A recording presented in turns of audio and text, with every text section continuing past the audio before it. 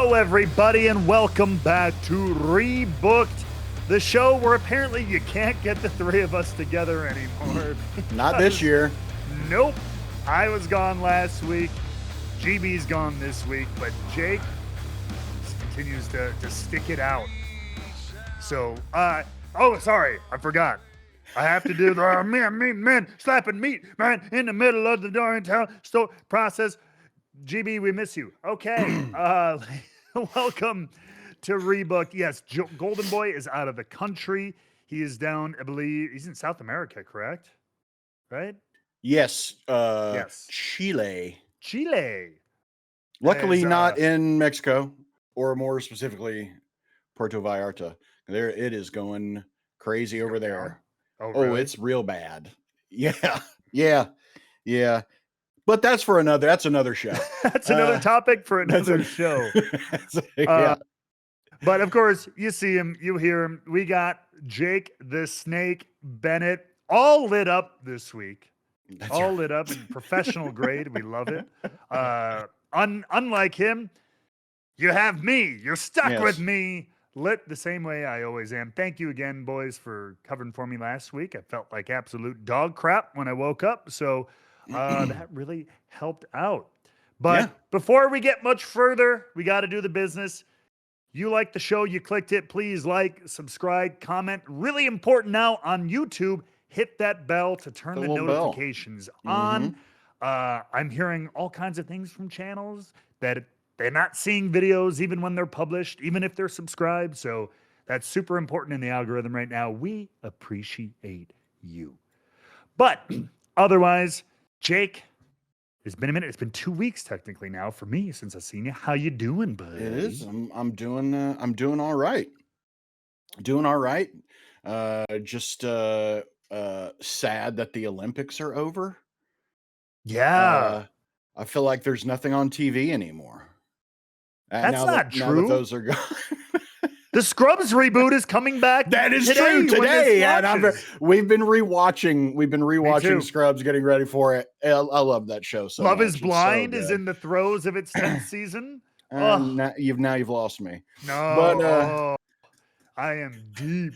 I've watched beginning to end every single season. Wow. That is I can't even call it my guilty pleasure. I feel no guilt. If everybody's watching it, is it a guilty pleasure anymore? No, yeah, exactly. Everybody watches it. I mean, maybe it should actually be. One of the guys from the Chicago season was like living a block away with a guy I knew. Like he was the Pope? He was getting ready to move. Like he sold his because he was moving, and so he sold his condo, moved in with somebody in our neighborhood, and then ended up following me on Instagram or whatever. And now he's like a personal trainer down in Texas or something.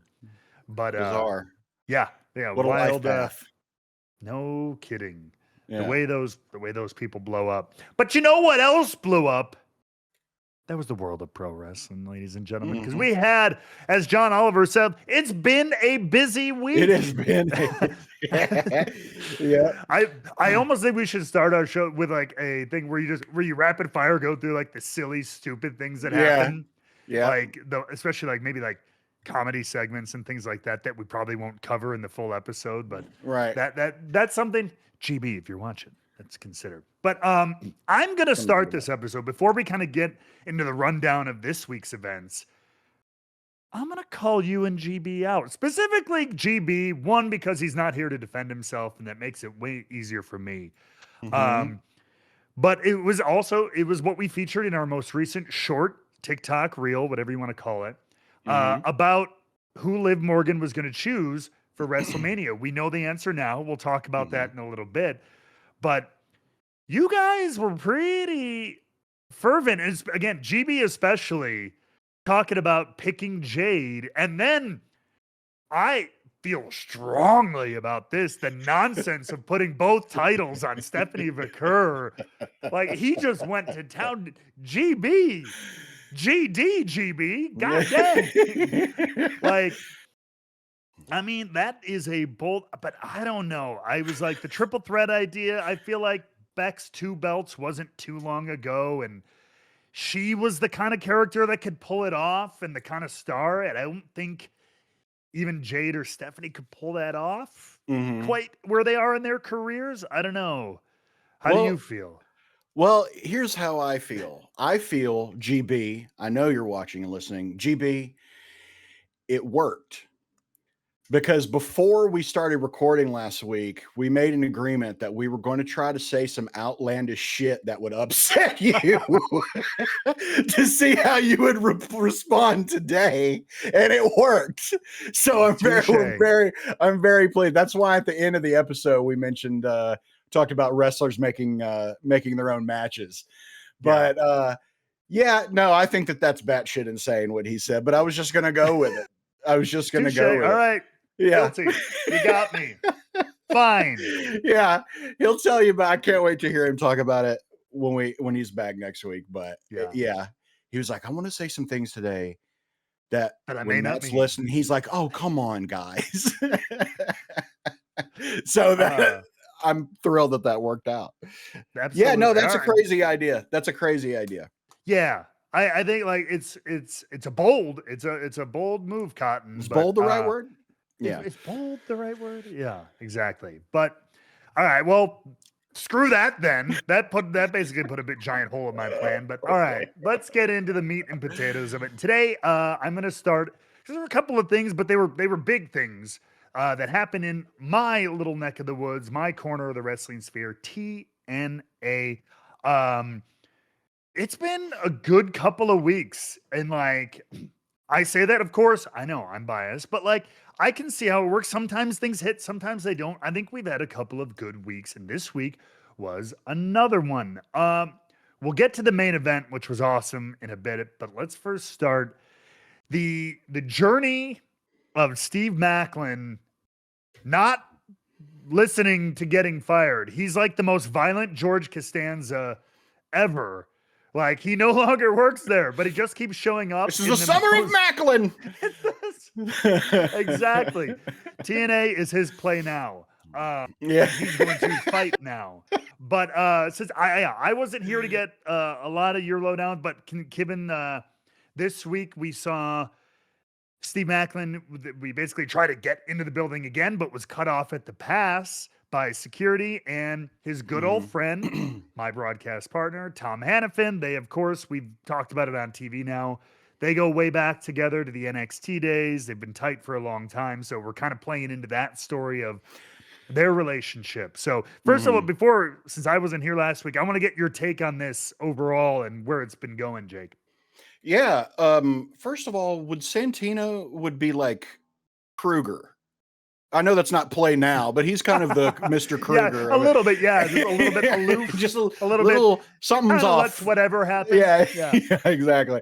I've been really enjoying the stuff with Maclin. I was confused last week a little bit. I did not know the past and the relationship between Hannafin and Maclin at the time until I think a little later in the broadcast on Impact last week it was mentioned.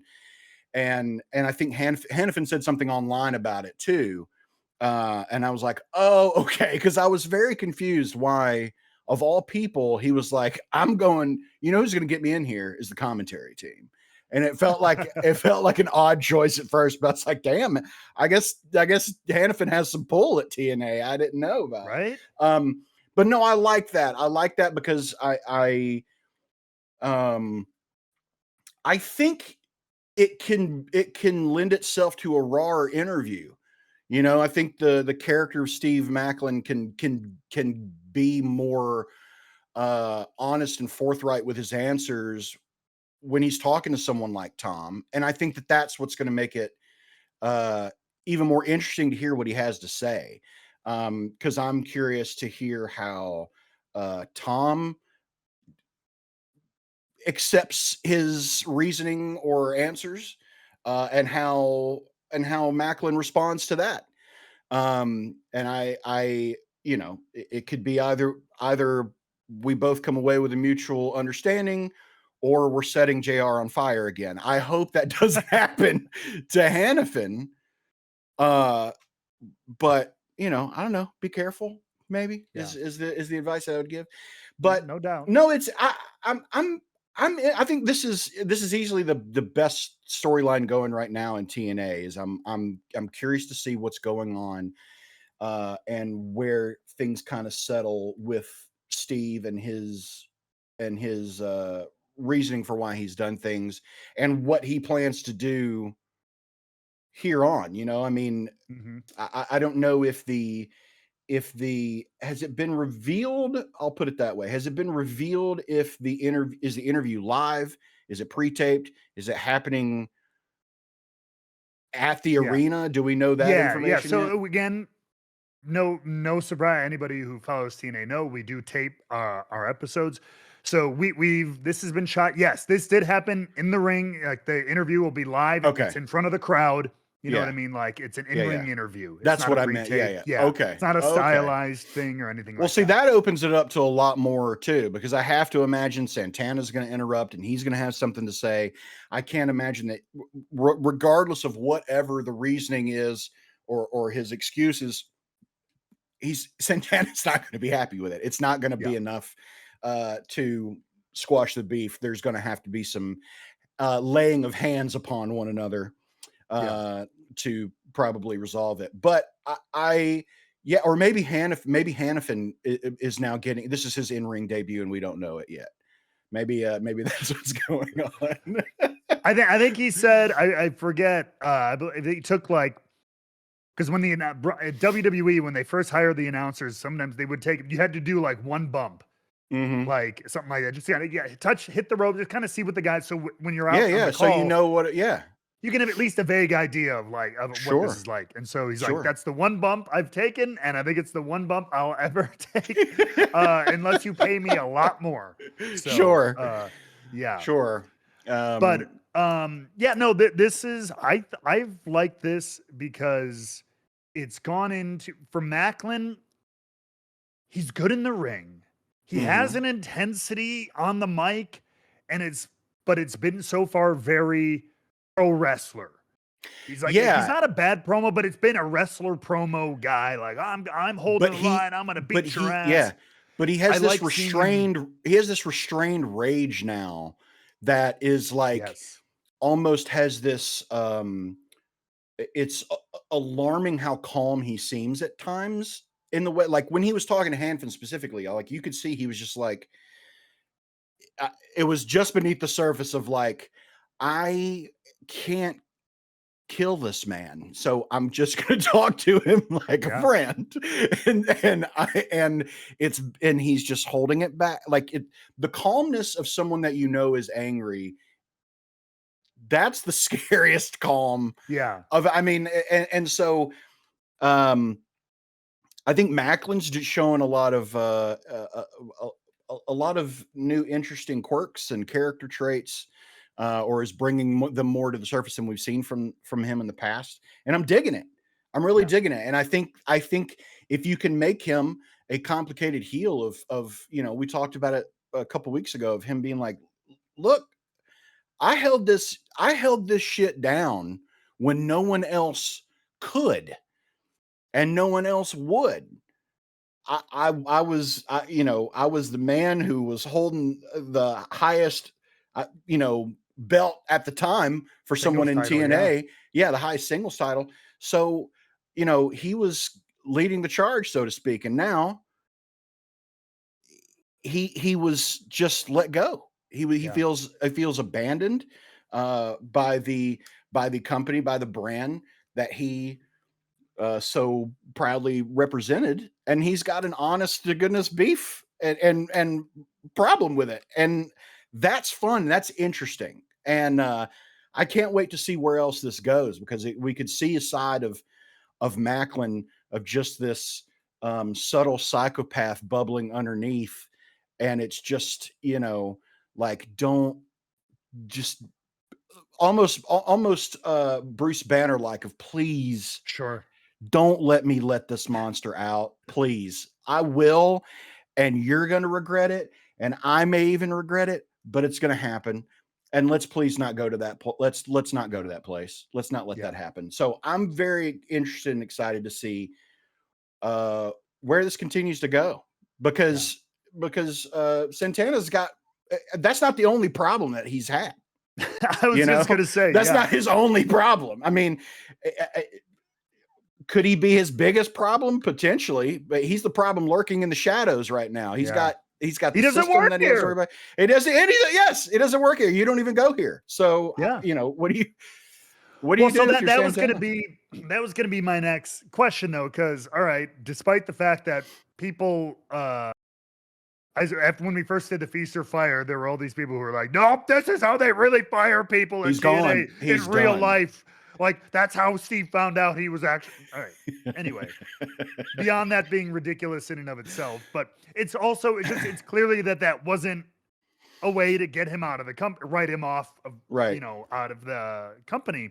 He's still here doing this. So my question then, clearly we're getting to a conflict with Mike Santana at the very least, if not maybe some others along the way. Mm-hmm. So how does Steve get his job back? I guess that's the question. Yeah, is that a Daria Ray call? I feel like maybe it has to be. I feel like it's going to be a situation of, well, I could see Mike Santana being the one to lobby for it. Oh, that's a good call. Yeah. Because he's like, quite honestly, like, look, this dude, why is he here? Why are we even letting him in the building? He's been fired. How come this Jamoke ain't got to buy a ticket like the rest of these people do? Like, what? Why isn't he doing any of that? And so I could see it getting to a point. And I think he even kind of hinted at it, not this past week, but the week before, where he even said, I don't give a shit that this man's fired. I won't whoop his ass. Employment, there's no boundaries with ass whoopings when it comes to employment, as far as I'm concerned. And as far as Santana's concerned too. So I could see him being like, look, I can't lay my hands on a man who doesn't work for this company. But this man who doesn't work for this company anymore is clearly laying his hands on me. So let's put the kibosh on that. Bring him back. I'll give him a title shot if you hire him back.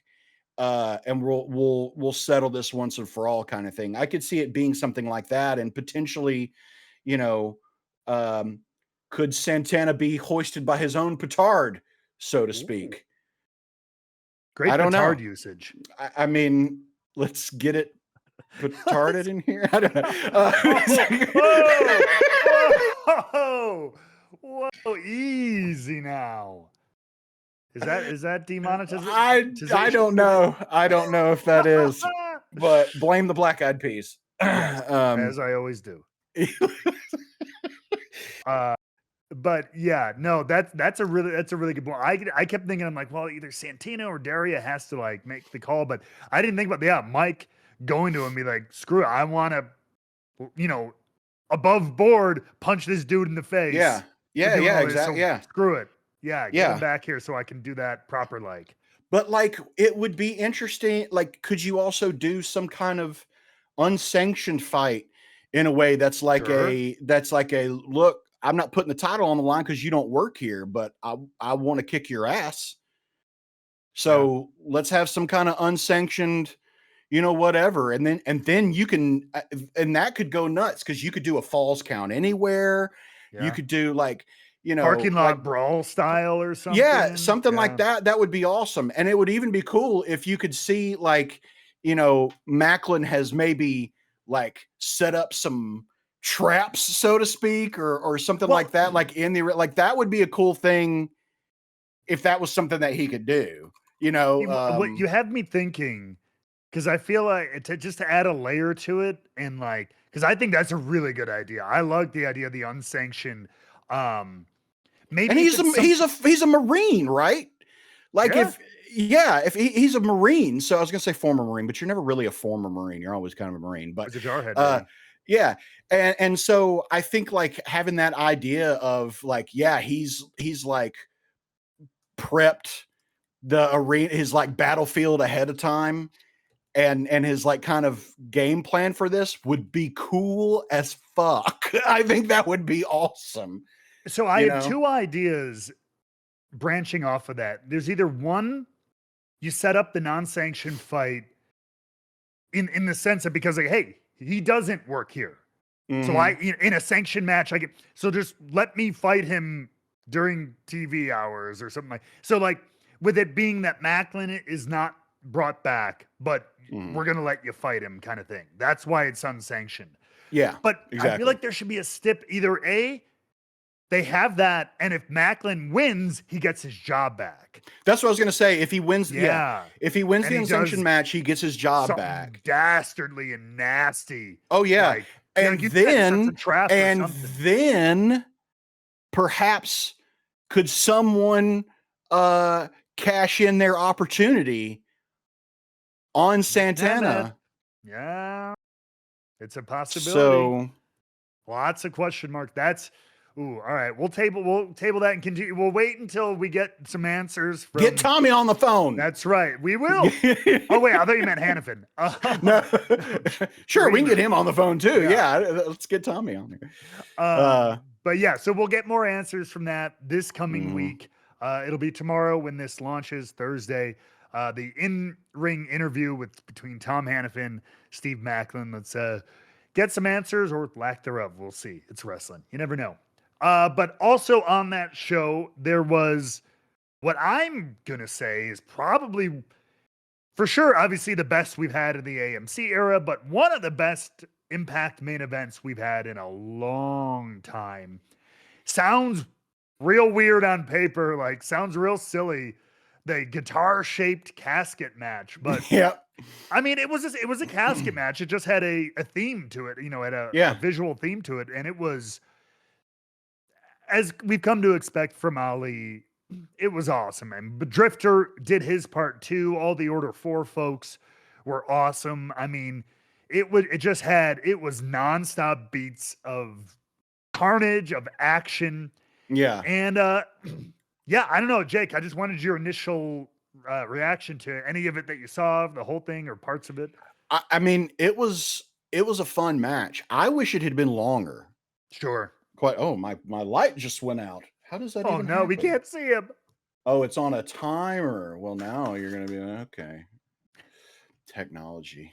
Anyway, what was I lying about? Oh yeah. So the match was awesome. I wish the guitar case casket match had been longer, because there were moments that it felt, I don't want to say it felt rushed, or maybe it felt crowded, but I just wanted more of it. Like it was such a fun match. And everybody got involved. There were so many shenanigans. I mean, it was a lot of fun. It was a lot of fun. I was kind of surprised that Ali lost. But I guess Elijah does have a home field advantage, so to speak, with it being in a guitar case. Music City. Yeah, well, and that too. That's a good point. Yep. That's right. Yeah. But no, that was such a fun match. And I kept, because I had recorded it and was coming back to watch it later, and I kept it popped up that view next. And I was like, well, wait a minute. No. The match isn't over. I was worried that the recording was going to stop before the match ended. And I was panicked, oh my God, please, at least tell me I'm going to get a resolution here. And because I was going to be so mad if I was going to have to go find it online. Luckily, it did record the whole thing. But yeah, that was such a fun match. A fun match. Those two guys, I mean, the crowd really got into it. The crowd was hyped. But they were great. I mean, it was it was all the stuff that they had planned out and all the stuff that they executed, even with the time that they had left, was impressive that they were able to do that. And it all feel like it wasn't clunky, but flowed together. And I think that was wildly impressive, but it was, it was a super fun match. If you did feel there was, I remember on the day with the other fall through the chairs. Oh yeah. That was a nasty bump to the tailbone. But that specific, so that first half was a little rushed because other things that happened on the show went long. So it was one of those things that they had to adapt. They were supposed to have an extra minute or two on the beginning. And so that's why some of it did feel rushed. But even with and Tasha Steelz got rocked, no pun intended, by that guitar. Yep. Oh my God. I mean, he absolutely just, man. And then just yeeted her. Oh yeah, and then just threw her away. Just threw her away. Smashville, indeed. What I love, and again, we talk about story and character on this show primarily, and this is what Ali is so good at, and it came out here again. And this feud he's had with Elijah, for what it's worth, has been a little, of all the major feuds Ali's had, this one has been a little bit more, I don't want to say lighthearted. That dismisses it, but it was a little less like, it's not like the Santana feud, which was deeply personal, or even the Cedric thing, which cocked into their past and everything. This was more of just a kind of nasty bad guy going up against I don't like you. Just a classic, I don't like you. He beat him up and put him back on the shelf for a little bit. So then he came back and embarrassed him with the horse stuff. And so a big thing this whole feud was that 2 or 3 times Ali has hit Elijah with the guitar. Elijah had never gotten Ali. He embarrassed him a little bit with the horse and the bull roping and all that stuff, but he never really gotten that home run hit. And so they did that both near the end when he nailed Ali in the face with the guitar right before the finish.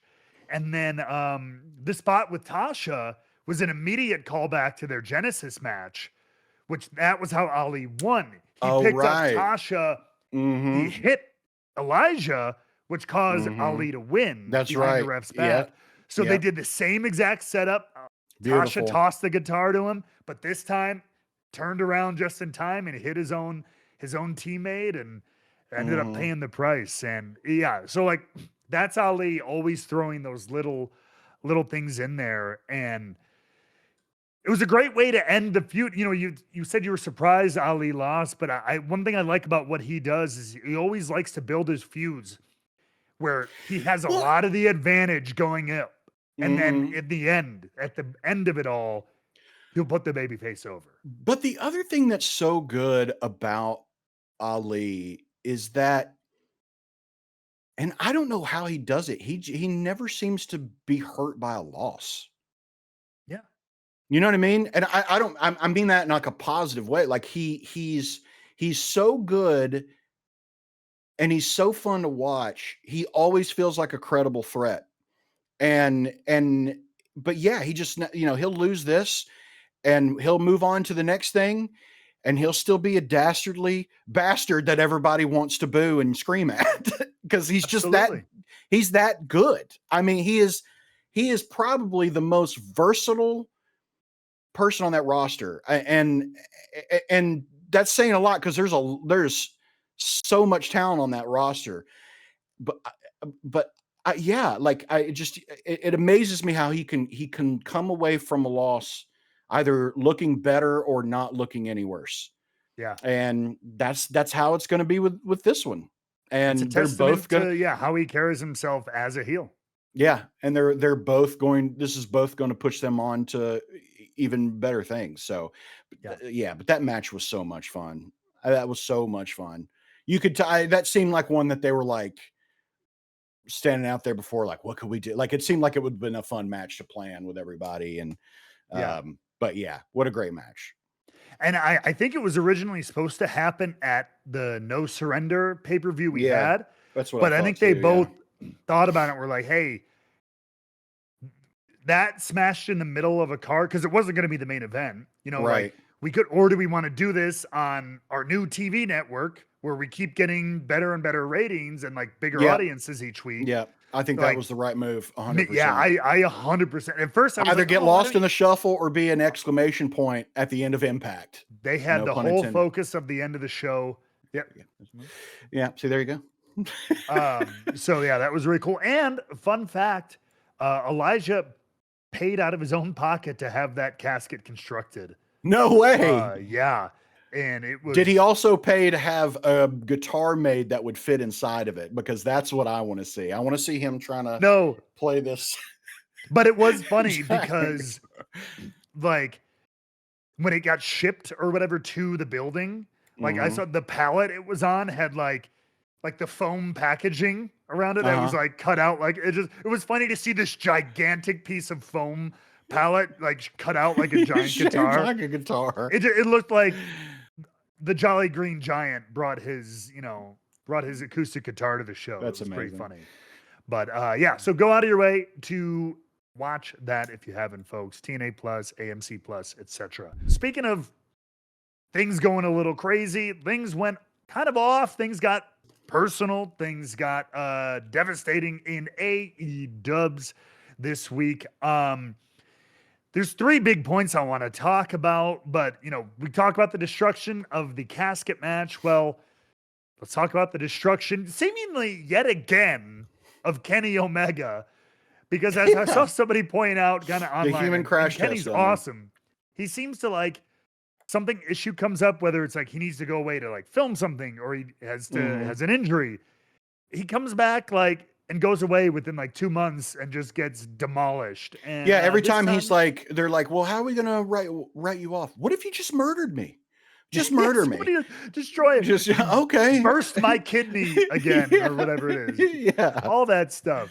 So, yeah, happened again, courtesy of Swerve Strickland. They had a hell of a match, but brutal. Yeah.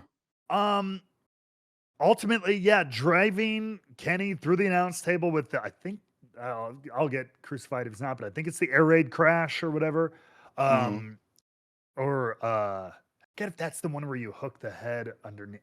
Either way, dropped him on his neck through the announce table, and also seemingly grabbed Aubrey Edwards into the way of the V trigger during the match and all this stuff. So, I mean, the headline question here is, one, I mean, just what do we make of this? And 2, is this for sure a beginning of a heel turn for Swerve, or is this just a momentary kind of, as he said, I just needed this for tonight? I mean, oh, that's so tough. What's your take? I mean,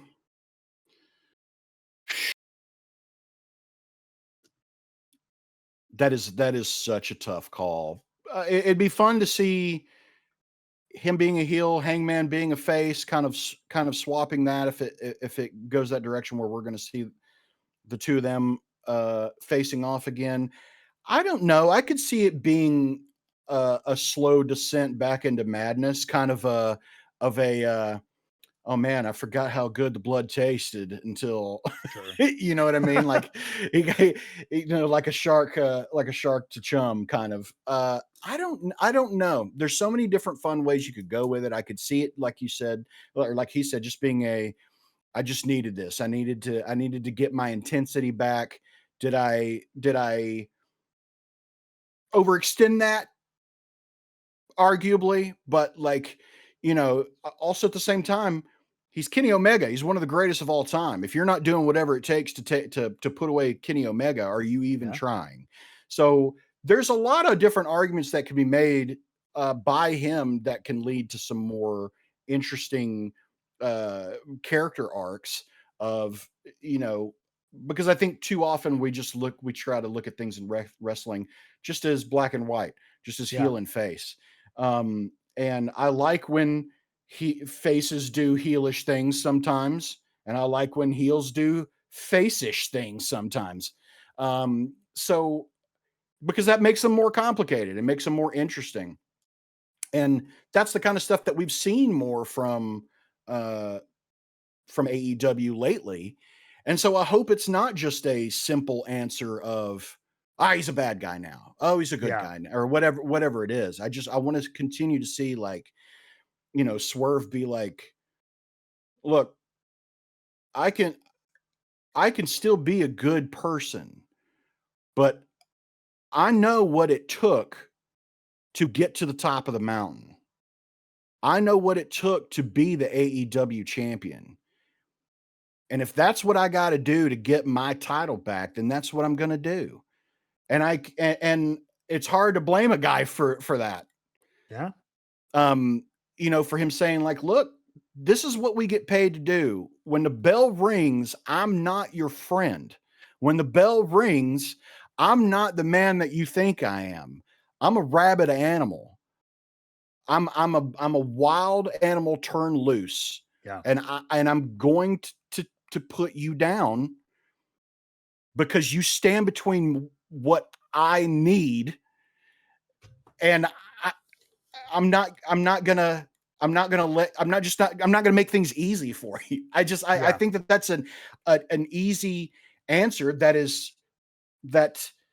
is completely understandable if that's just what it is. And I think that's fine, because then he can still continue to do things where it's like, oh man, I wish I hadn't done that, or maybe I went too far, but like, what else am I going to do? I got to get I want my title back. As long as he wasn't disqualified. He was, so I guess it's okay. Yeah. That's like, if he literally just looks at it that way, he's like, look, was I disqualified? Did I lose the match due to disqualification? No. So why are you getting upset at me? Yeah, exactly. No, I like that idea a lot. And like, I'm always a fan of, like, especially when character changes happen that aren't, I've said this before on the show, where it's just like, hey, this person's like this the whole time, and then all of a sudden they just low blow somebody and they're wearing black and they're like popping their collar and slicking their hair back and wearing sunglasses if they have inside. Shut up. Really? You have it right now? Well, you literally did the comb the hair motion. Yeah, I'm an actor. I was pantomiming. I'm sorry. My apologies. But yeah, so like, I like so even if this is long term, maybe like we're gonna go that route with him. I hope it's not like tonight on Dynamite he comes and he's like, I hate everybody. I'm gonna kill all of you on my way back to that point. Like, I hope it's like, what did I do? Right. Except what it took, like, because I think the character of Swerve is a little perturbed that they, that four-way way back when it didn't go his way, especially because that got upended by MJF throwing himself into the scene and everything like there. So like, whatever I'm doing is not working. Whatever I've been doing the last year, 9 months, whatever it is, like, to get back has not been working. Let me go to a different level. Let me go to in a different direction here. Yeah. I'm still me, dude. Yeah. Yeah. You know what I mean? So look, outside of this arena, I will enjoy our friendship, but inside the arena, I want a championship. That's the only ship that I care about when the bell rings. You and I can be friends and you can disagree with how I do things and the way I go about it. But the name of the game here is be a champion. And I'll do what it takes to be a champion.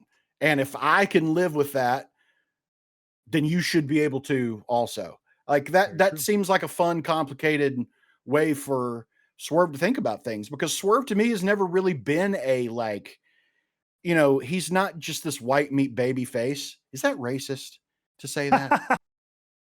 And I think you're good. We're referring to poultry, I think, in that regard. Yes, so yes. Okay. But so he's not that kind of face. Yeah. And nor should he be. He's got to have he needs to have edge and attitude and personality and like just let Swerve be Swerve, and I think it could be the start of like seeing some very interesting character work from him that we haven't really seen since his involvement with Hangman. So I think it's going to be a lot of fun.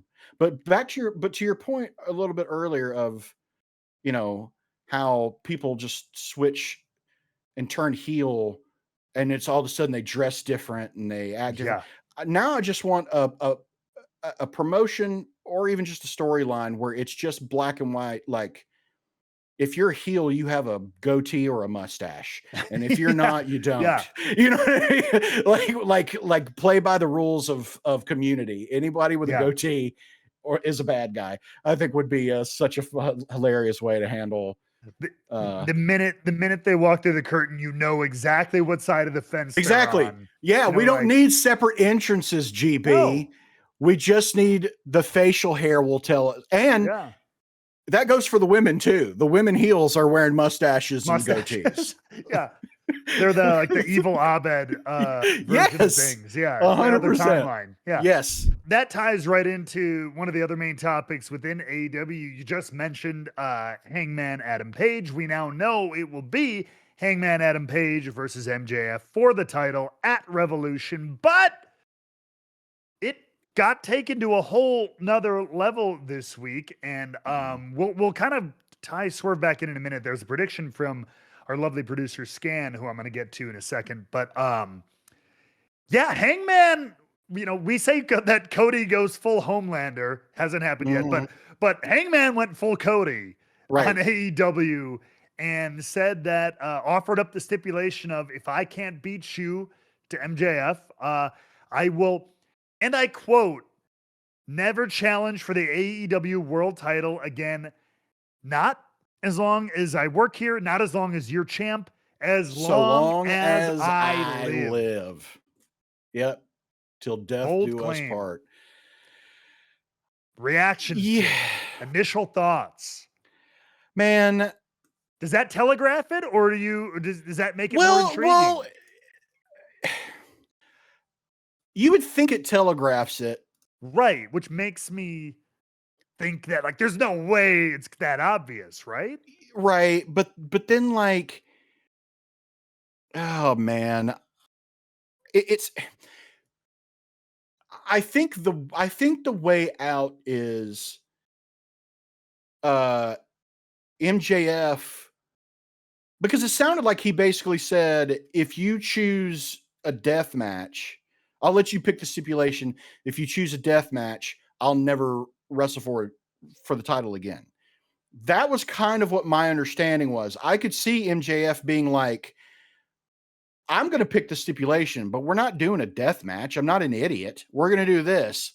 And then that no longer, he loses and he could go back and be like, oh, no. I said, if you accept this stipulation, then I won't do it anymore. I could see them doing some kind of weird little, fine print kind of thing. But that's not satisfying. That's not a satisfying way to do that.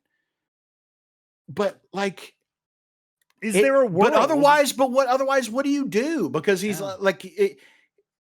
you're just, I don't know. I don't like the stipulation because really? it's the same thing with Cody. It either telegraphs it or it complicates things later in just a completely unnecessary way. Yeah, to the nth degree. Yeah, where it's, so is it going to be a year from now? It's going to be, and somehow Palpatine returned? Is that what's going to happen with the stipulation of oh, just kidding. That's not a thing anymore. I don't know. I feel like it just, it either telegraphs it or really overcomplicates things down the road. Sure. So I don't know how I feel about it. Yeah, I'm kind of on there. I think I'm a little bit more intrigued by it just because there's some people I'm intrigued by it. I'm intrigued by it. I just don't know. I don't know. So my one thought is, with it being a Texas death match. Now we've seen AEW use Texas death matches a lot. Initially, early on, Mox was in a bunch of them, and stuff like that. Lance Archer and all that stuff was in those and everything like that. But I'm wondering, and I don't know if it's cool or not.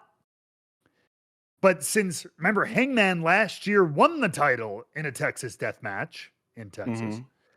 So is there a precedent they're maybe trying to set of like Undertaker with casket matches? This is Hangman's freaking match. And he does win and he does pull it off. So it's that thing where it's you can't beat Hangman in a Texas death match. That becomes his, and we don't see it as often with other people and stuff. And it becomes that final thing where it's oh, you're going to take on Hangman in a Texas death match? Good luck. Right. until 3 years from now, you want to upset Hangman in one to put somebody else over. Because Right. a lot of people tried to spot out like, oh, is this writing Hangman out of AEW eventually? Is he gonna Cody and go to WWE? And I don't see it. Not now. I think he's Again, just starting people, his. the stories don't Yes. always have to do with real world shit. Thank you. Yeah. So there is suspension of some disbelief, but like, let's not be stupid. Yeah. Like, I mean, come on. And I understand a teeny bit where they're coming from, because I do feel like in a world, because it does feel telegraphed to be like, oh, well, he's winning because he's not. I don't see a world where Hangman has the rest of his AEW career not wrestling for the title. I feel like even though he won the title early on, like back when AEW first started, that felt like we're going to try it with this guy, and then it happened, and then we're like, maybe he's not quite there yet. But last year when he won it was like, okay, he's a main event guy for sure. Right. And so like, I feel like he's in his first year of truly being like a top guy in AEW. And so it seems too soon to be like, all right, I'm going to kind of step out of the limelight to give up, which is what it felt like Cody was doing. Cody seemed like he was like, I know I get a lot of the talking points and everything around AEW, so I'm going to basically pull myself out of the main event scene and let other people do that while I hold down all these other angles. Right. I don't think Hangman needs to do that. So Yeah. it is a weird thing, but so just like, for a little a reference, since 2021, AEW has had 9 Texas death matches. Yeah. 9. And Hangman has been in 3? 6. Okay. So it is He has been in 6 Texas Does death it have matches. the decision? Has he won most of them? Let me look real quick. Let's see. Like, The first one was one of them, right? Christopher does it not tell Daniels me was who one of won? them. Let's see. His first one was with Lance Archer. And then he had one with Adam Cole. He had one with Mox. He had one with Swerve. He had one with Christopher Daniels, and he had another one with Mox. All in. Got it. Why just tell me if he won the match on this fucking thing? I hate it when they don't just give you like defeated blank. I'm like, come on, it's so easy. And it doesn't even like give me the results. That's fine. We know obviously he won the big one last year, and he won the one with Christopher Daniels and stuff like that. But yeah, man, it feels telegraphed in that respect, but at the same time, yeah, because I also, to your point, I don't want to see like him lose and then like 6 months down the line, some stupid authority figure angle is like, you know what? Never mind. You've earned it, Hangman. Let's reverse that decision. And it's like, okay, then why did we do it? Yes, but really quick, he is 6-0 in Texas death matches. Oh, okay. So I wasn't sure if that was totally set. So yeah, the precedent for him in Texas death 6-0. matches is there. So that maybe telegraphs it some more. But as I was mentioning before, Scan, our editor, did make a little bit of if we can throw the fantasy booking, if he wants to throw it on in post there. For this is courtesy of Scan. He thinks that we just talked about Swerve. He thinks Swerve, given what just happened, maybe Swerve costs Hangman the match. And remembering things like Swerve kind of helped Hangman and that whole lead up, tentatively helped him basically get to the world title in that was a one-time deal. One-time deal. Yep. It doesn't mean we're, and the enemy of my enemy. Did all that for what? For what? What has it gotten me? Right. An all shucks and a shake of the hand. You know what I mean? And now again, this year has not gone the way Swerve has wanted. And so, and you can't really forget someone burning your house down as much as you might say it's in the past. God dang. A little little light arson is a thing that doesn't roll off the back so easily. No. So I could see him maybe doing that and like reigniting that rivalry, but from a, like you said, Hangman face, Swerve heel. But yeah, it's tough to see a world where Hangman never challenges for the AEW World Title again. So Right. we'll see, because it's going to go down at AEW Revolution, which maybe GB is going to be at. He's looking into maybe trying to I might also be at it. You might also be there. Excellent. That would be amazing. Yeah. So it'll be in LA again. Book before we close the book on AEW, one thing I wanted to point out, because I thought I've actually really liked it, is Young Bucks FTR, which I've never disliked it. I think they're incredible wrestlers. I've just never loved the Young Bucks creative. Like nothing, it's never been super my thing. Just never been super into it. But I really didn't think I'd be given. Let me restart this. I've never really been into all the Young Bucks creatively, but I did enjoy their smarmy heel work. That's probably the thing I've liked them doing the most. Yeah. So when they came into this feud with FTR, I was totally ready to like not buy them as baby faces. Again, I'm not a longtime fan, like 15 years back of theirs. So like I haven't been up and down all those roads with them. Right. So I didn't like them as baby faces thinking, but I'll give him credit this week, especially. I thought it was good storytelling. It was 101. It was old school wrestling. FTR getting real personal, bringing their family member to the front row, bringing their brother in, kicking him, giving him the pile driver while they watch.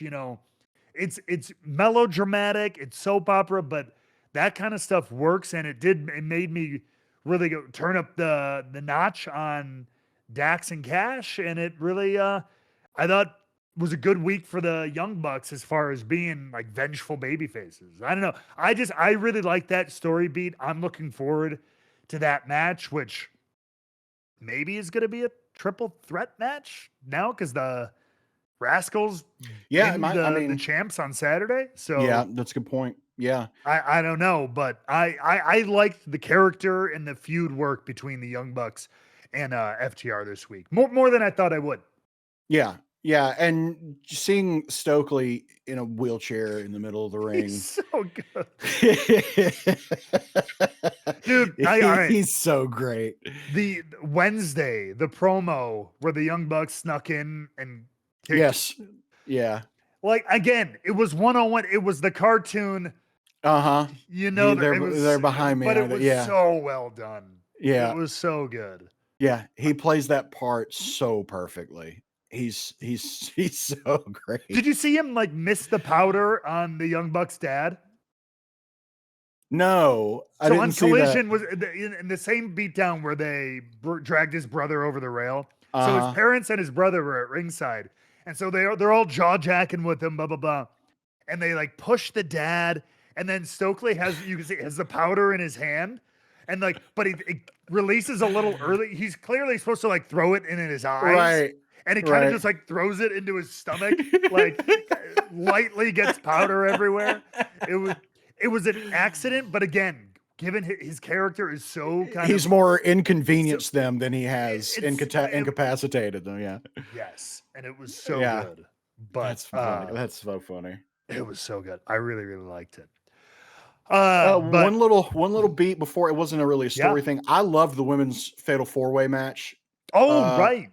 Last week. That match was so much fun. I thought it was a phenomenal match. I just wanted to give that shout out to the women because I thought, they're again, just like, they're just kicking ass. Yeah. They're kicking ass. They're doing so great. And I think they highlighted Tekla. I can, oh man, her talking shit on the world or whatever it was that just, what now? You went out for a second. Yeah. Anyway, yeah, the women are still continuing to be great and putting on phenomenal matches, and And didn't yeah, they note that like that was Willow's like third title defense in like 5 days or yeah, something like that? that. Yeah, Yeah. So they're really going with her, which is cool. yeah. Um, you brought up yeah. Before we move on to WWE, yeah, Tekla, the promo she cut talking, it was so good. Like it's funny because she's English is her second language, Mm-hmm. but you could tell how much fun again, it's very kind of heel 101 Yeah. because like it's her second language, but it's just load regular old trash talk like you suck. Oh, Yeah. you bitches. I'm gonna Yeah. kick. Like it's very like just simple, like basic trash talk, but And it's it very works. entertaining. It does. Yep. It Yep. really does.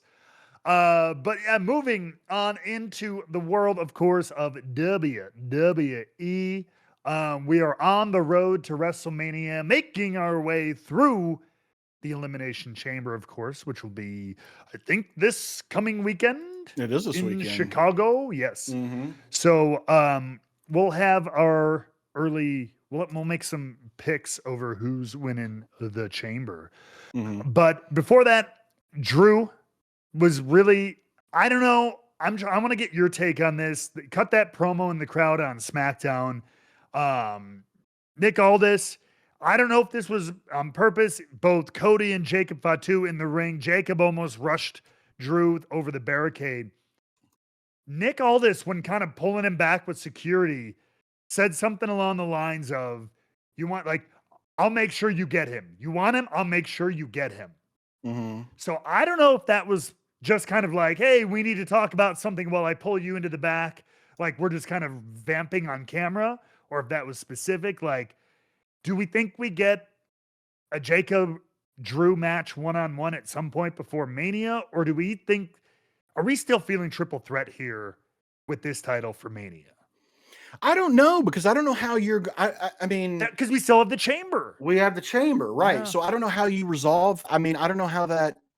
That's a tough one. Yeah. I don't know how that becomes a triple threat.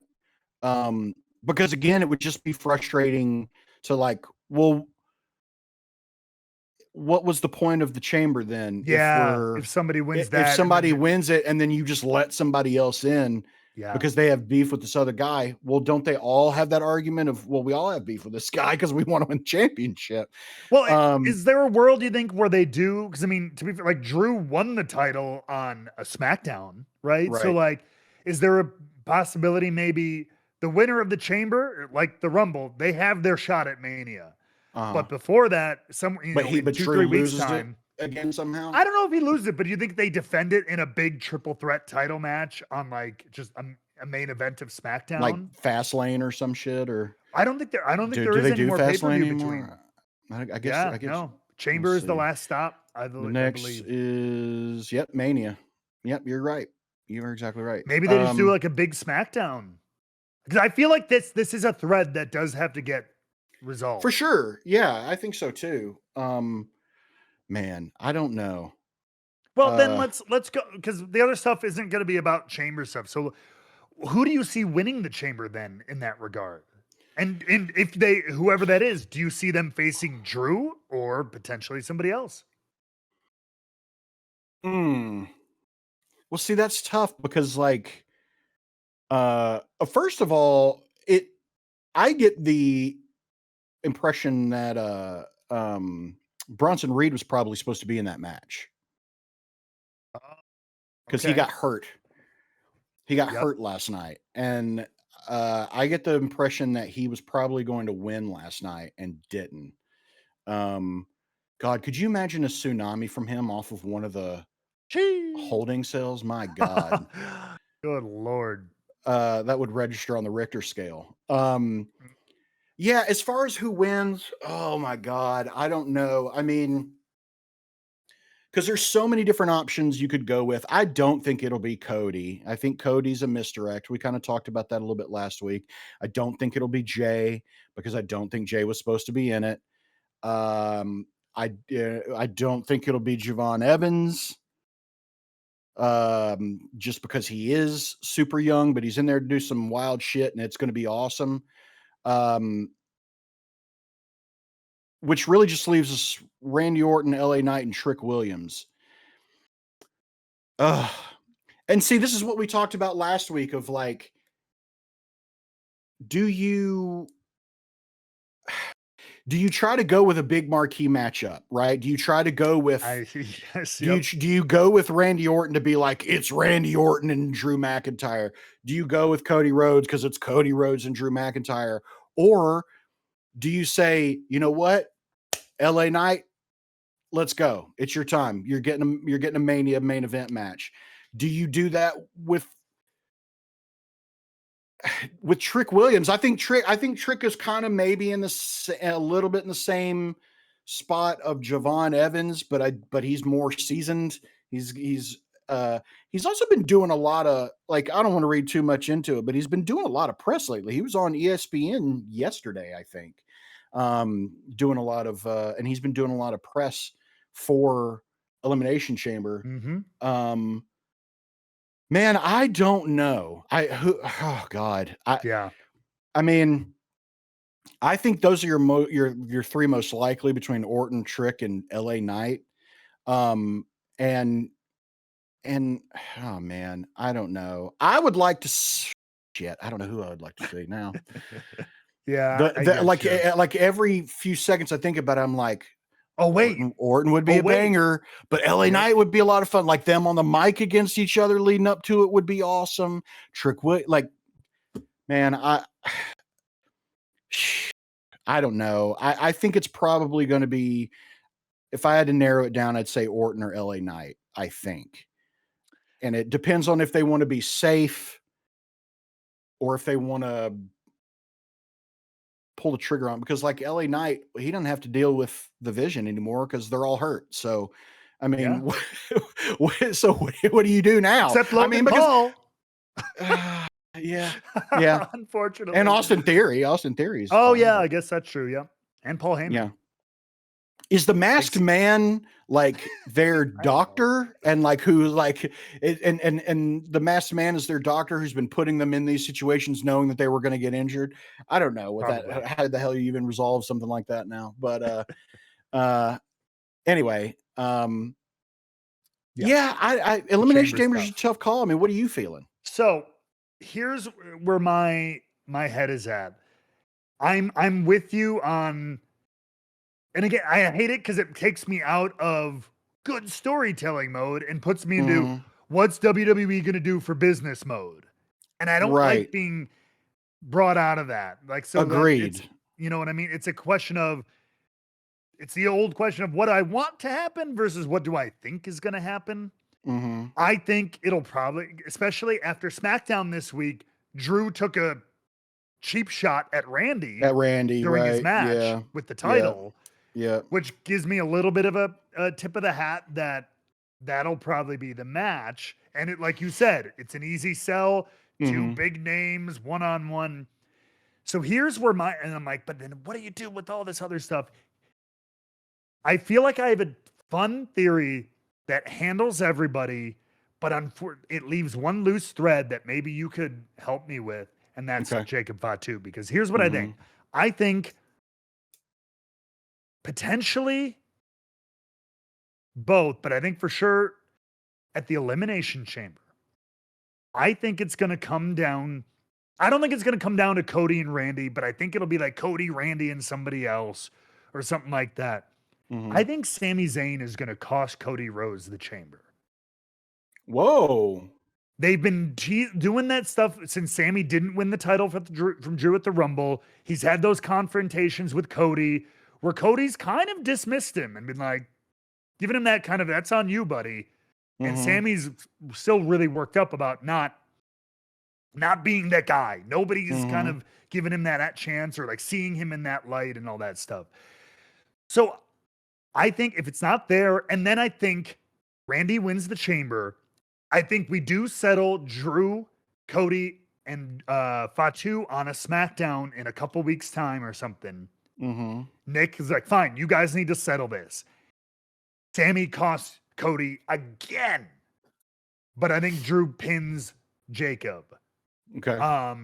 And is clear to have his match with Randy. And I think maybe maybe we get like either a Sammy heel turn Mhm. or Sammy's pseudo justifiable anger with Cody that he Mhm. does these actually leads to a Cody heel turn who just beats the ever loving Ooh. Christ out of Sammy and goes full Ooh. Homelander on Sammy. And we Mhm. have a match with them at Mania. And that leaves a wide open thread with Jacob to go to either do something else or just be left to the side. But like, I think these threads with Sami Zayn are not in these backstages are not there for no reason.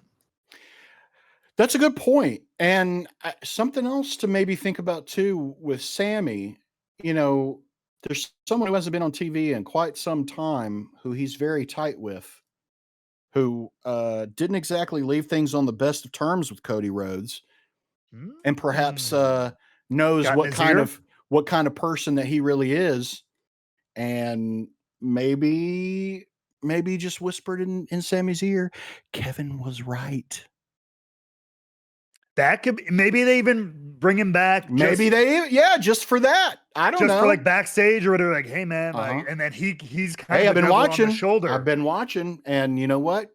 You might be on something. So Yeah. maybe in that regard, it's since the Chambers right now, it'd be interesting to see just Cody just doesn't win Randy wins the Chamber just through normal wrestling, nothing wild happens. Mhm. And then in the following weeks, maybe there's another confrontation with Sammy or something, and then Kevin shows back up and is like, you can't trust that guy. You give Mhm. him way too much credit. I know you're upset, but you're still being too nice to him, kind of thing. And Uh-huh. then maybe he costs Cody. And again, I think that triple threat is happening. I'll be a little upset if it And doesn't between then Drew, Jacob, and Cody. we see Sammy get a title match. Kevin can't interfere because he's injured. He can't do anything. But Sammy gets a title match? yeah, I'm just saying down the road. I'm just fantasy booking some crazy shit. Sammy gets a title match eventually, somehow, with somebody. Kevin's still in his ear. Kevin can't help him because he's still not he can't like interfere or anything because he's still physically unable to compete. But maybe he gets in the ear of someone else, perhaps a returning legend in Chris Jericho, and we get the Best Friends 2.0 with Kevin, Sammy, and Jericho. That would be amazing. Oh my God. That Would be awesome. Fantastic. That would be a blast. Yeah. The Festival of Friendship Part 2. Exactly. Yeah. And you could actually call it Part 2 because Part Sammy 2 and Kevin because are they're all Canadian. yeah. And yeah. Oh, and Jericho's Canadian. Jericho's too. also That's right. Canadian too. Yeah. That's true. But he's from Winnipeg. Yeah. I don't know enough about Canada. They're not French Canadian. Let's put it that way. Okay. Got it. They're like the I don't know, they're like the Texas of Canada. They're Winnipeg the country is? boys. Yeah, Winnipeg, kind of. Yeah, I think Okay. I'm gonna get so much hate in the. I always feel like Alberta and Winnipeg. Wait, Winnipeg. What is what? Winnipeg. What's the province? Because there's Calgary, Geography Alberta. with Ray Walt. I know. Winnipeg, Manitoba. Uh-huh. I believe. Those central, those middle, they're kind of like the more rural parts of Canada. So it's more the country folk out there. Got it. Okay. Please correct me if I'm wrong, but yeah. The Midwest of Canada, maybe? Yeah, exactly.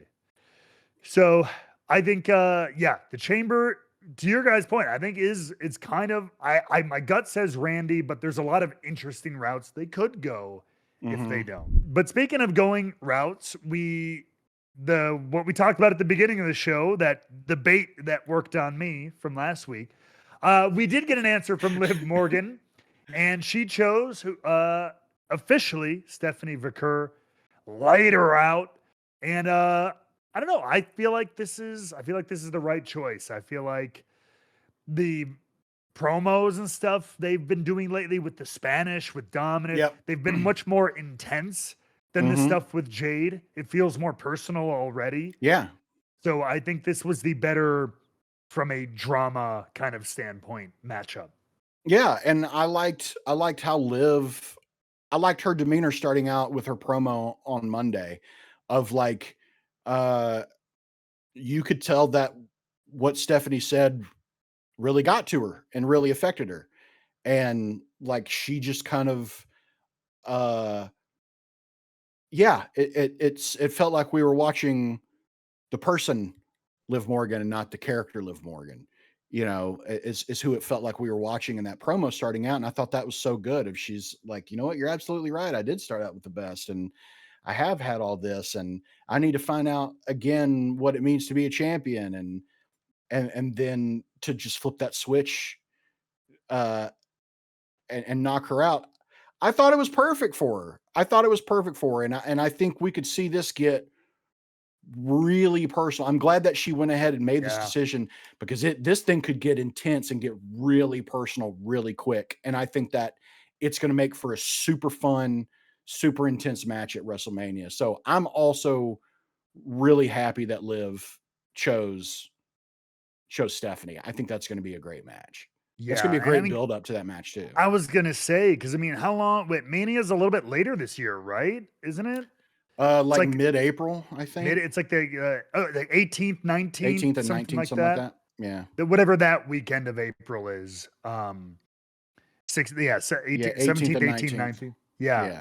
So, I mean, you've got, God, 6, 8, 7 weeks now still, probably. Mm-hmm. So you have, again, a no pay-per-view in between other than Chamber, but that's literally this weekend.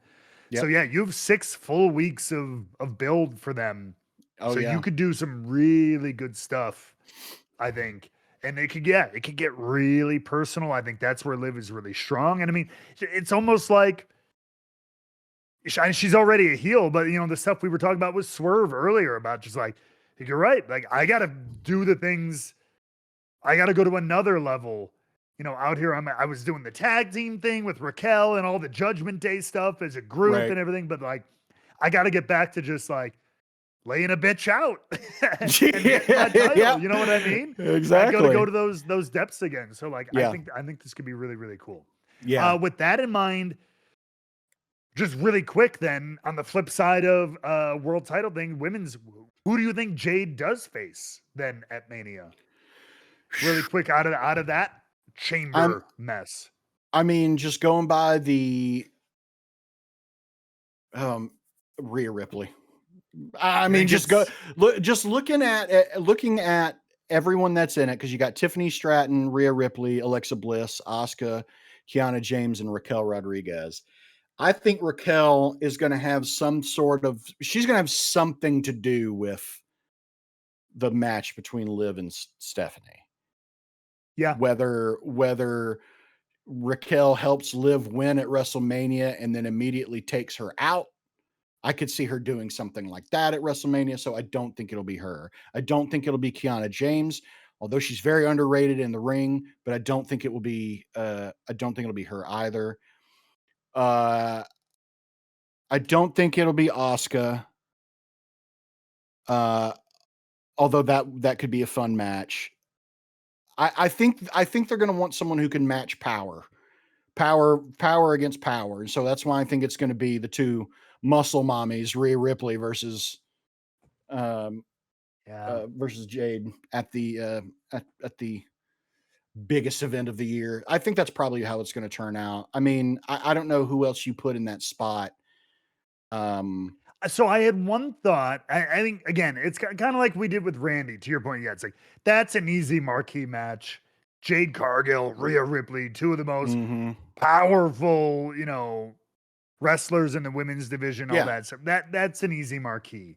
My gut says that's probably Storm versus She-Hulk. That's basically what it is, But I think we made this kind of prediction. I think Scan, again, especially did for the Rumble. But I think there is a story. Everybody else in this match kind of has business elsewhere except Alexa Bliss. Like you said, Raquel has got her still tied up with Liv. She'll probably be involved in that stuff. Yeah. Alexa's one that I thought about too. Right. What's that?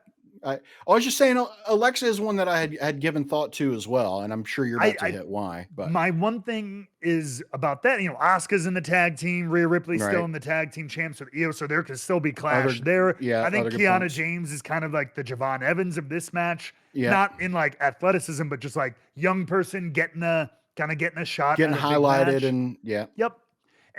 But Alexa kind of doesn't have anything else going on, and she's a major star.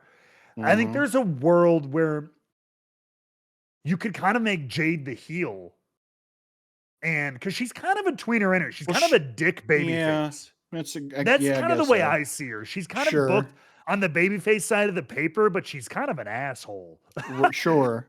You know what I mean? But also, to be fair, we have not seen her enough to really understand who Jade Cargill is as a champion right now. She is a little sparse on the old TV in general. I think she's only wrestled once, or like, and somebody said it's been Yeah. 100 days since she won the title and hasn't defended it yet. Yeah, well, no, she did against Jordan, right? Jordan, yeah, against Jordan Grace. That's right. She did do that. Yeah. But it feels few and far between. But like, I think that was it. Yeah.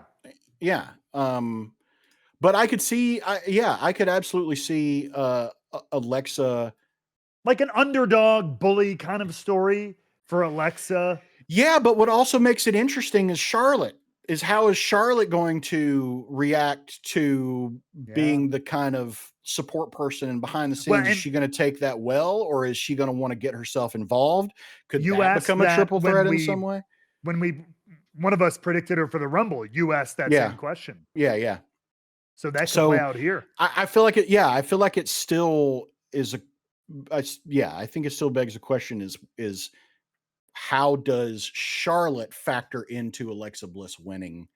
Yeah. Could Charlotte interfere in some way to get Alexa a shot? Could, but then, you've also got, could Kyrie get involved? Could Iyo get involved because of, and same with Raquel, so I don't know. But I'd like the idea of Alexa winning and going on it, because I think that could be, I think a lot of the story could be, what if Charlotte's training Alexa and Charlotte's like, look, she's like me. She's bigger than you. She's stronger than you. She's faster than you. I'm going to train you to help you.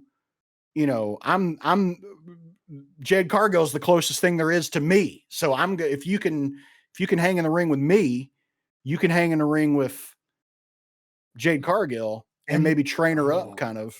See, again, this feels just like the men's side. Again, my gut is telling me Business Daddy is going to say Rhea Ripley versus Jade Cargill because duh.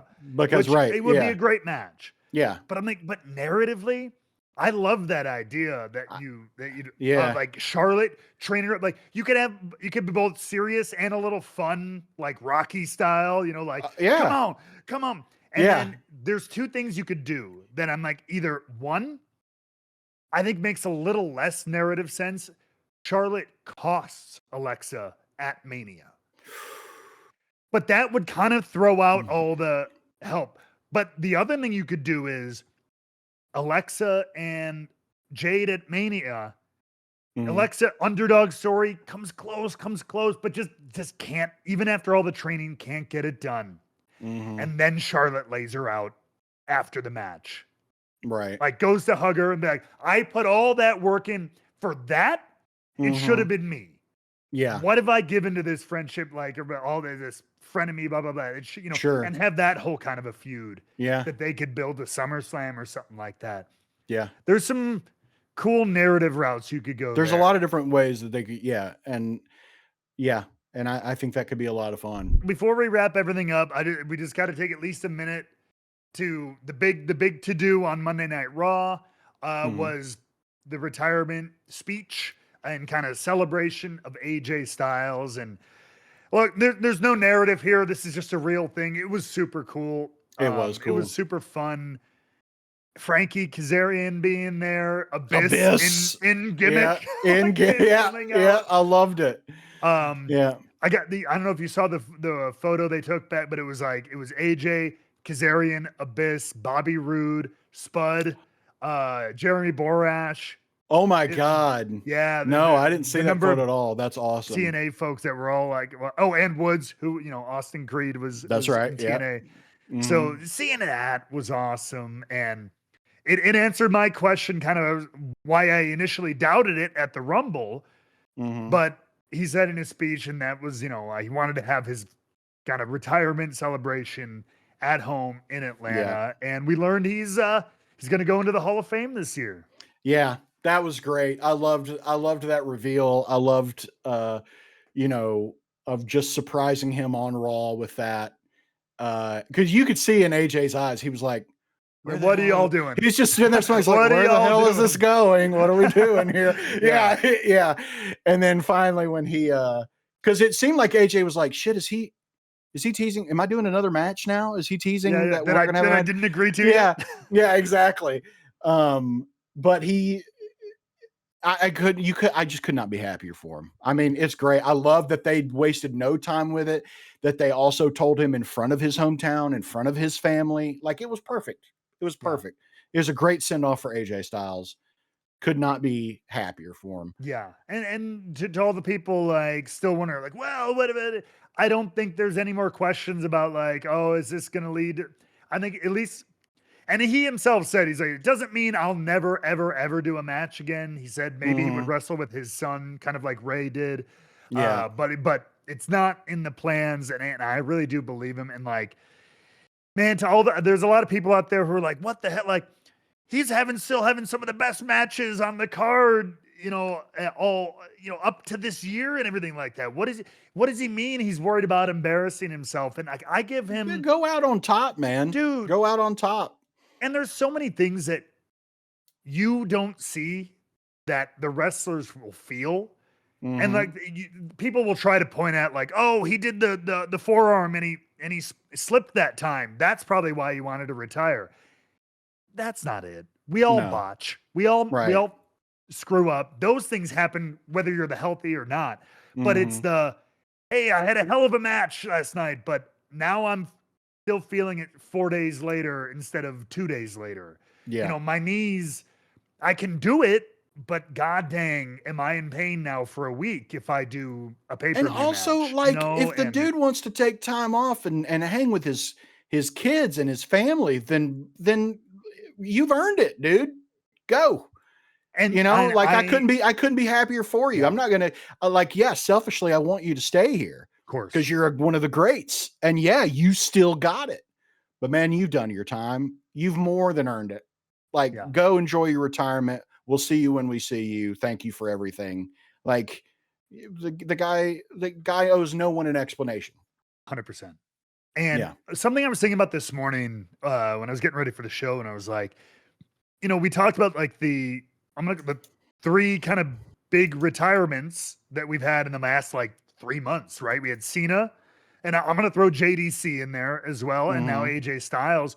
And the way I'm going to wrap them together, though, is 3 guys who've been going for a long time, but all of them who, when you looked at them in their performances, were all like, you guys look great. Like, you guys, like, you still wrestle great. Like, you're in like some of the best shapes of your life. Like, you look, everything's good. Like, why? But I love that.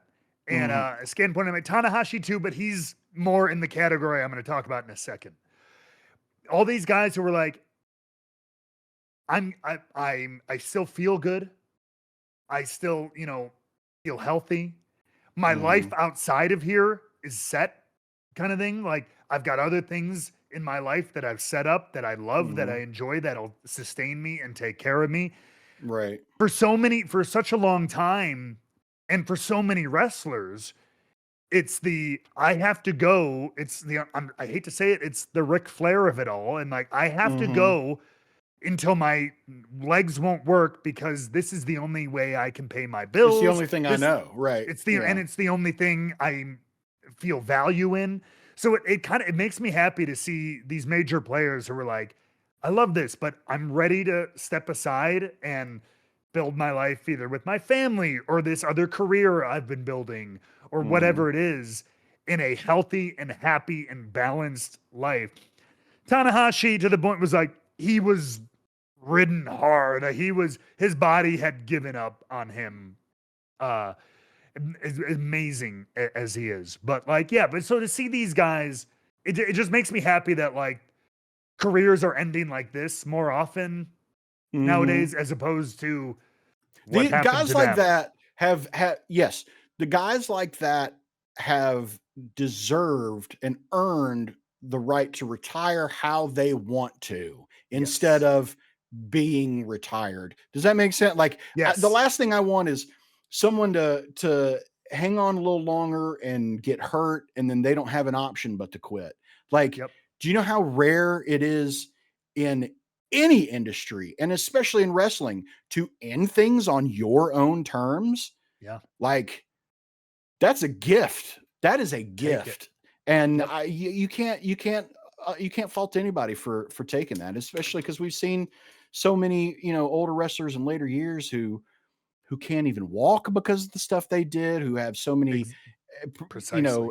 existing health problems later down the road, or substance abuse because of the pain that they had while they were performing. Like, dude, he's still in great shape.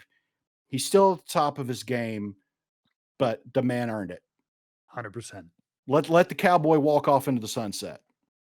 Boy, howdy. That's a good segue, ladies and gentlemen, because AJ deserves his flowers, but look, you selfish jerk, AJ Styles, you're not the only one who deserves It's flowers. not all about you, AJ. Not all about Uncle you. Alan. We got to find our 24/7 champion of the week.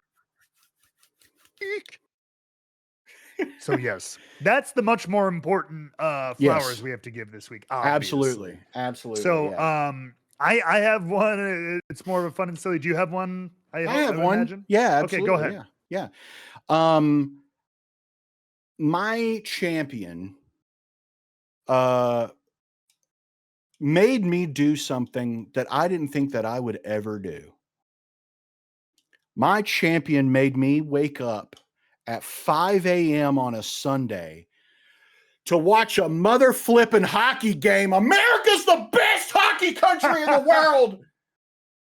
Yes. America is the best. This is hockey country, baby. We're over here celebrating a win at our fourth best sport, baby. Woo! No, seriously, that game was so much fun. I'm so proud of both the men's and the women's team. The women's team, they some badass motherfuckers. Like they are dominant. They were so fun to watch. That gold medal game was a blast to watch too. The women's U.S. goalie was shot on 99 times throughout the tournament and allowed 2 goals. 2 goals. They had something like 353 minutes of ice time without allowing a single goal. Like that's filthy. That's absolutely filthy. And then the men Wasn't there on some Sunday stat when they faced the Canadian team that like the Canadian team in the last like 3 women's hockey team in the last like 10 years or 3 Olympics or whatever had let like 5 goals through like in the entire stretch? Yeah, something like that. Yeah, I don't remember exactly Canadian what it team was. only allowed 5 goals since like 1984 or something like that. And then we beat them 5 and we scored on them 5 in one game. Yeah. It's wild. It was so awesome. The game on Sunday was I woke up at 5 a.m. to watch a hockey game. Good for you. I couldn't, and I sure did set an alarm, and I just went down and lay down on the couch and turned on the TV. And I took as soon as the buzzer hit after the first period, I set 15 minutes on my phone and took a nap, and then woke up after intermission and watched the second one and did it again for the third one. And then we went to overtime, and I had to go wake up my wife and be like, we're going into overtime in the gold medal game. You got to come watch this. Your hooping and hollering didn't wake her up as it was? I neither hooped nor hollered because of the time of day. I was quite reserved, but when we did score the game winner, I did go nuts. So that was a lot of fun. And the same with the women's too. Olympic hockey is always my favorite event in the Winter Olympics. Yeah. And man, it did not disappoint this year either. My 24/7 champions is US hockey. That's my 24/7 champion. And special shout out to the women's team for turning up the thumb at the White House visit, given who's living there. Mm-hmm. That's awesome. So that's actually great because the women's US hockey team was going to be my main one, but I had a feeling you were going to bring up the hockey in general, either men's or women's or something. So I did have another one ready to go. And look, it was also Olympic related.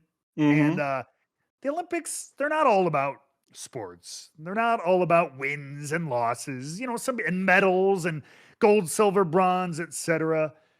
They're about moments, and they're about those who support us along the way, from our friends and our teammates to our furry little friends. Yes! Nazgul. Yes, just Nazgul. Had to join one of the downhill skiing. A dog, I don't know, like a husky or of some type, but some kind of dog ran onto the downhill skiing track in the middle of a race, and I believe he was the one who... It was cross country, women's cross country skiing. Okay. And he actually triggered the photo finish. Yes. Slow-mo cam. Yes. Like running and everything, looking majestic on the Olympic. I'm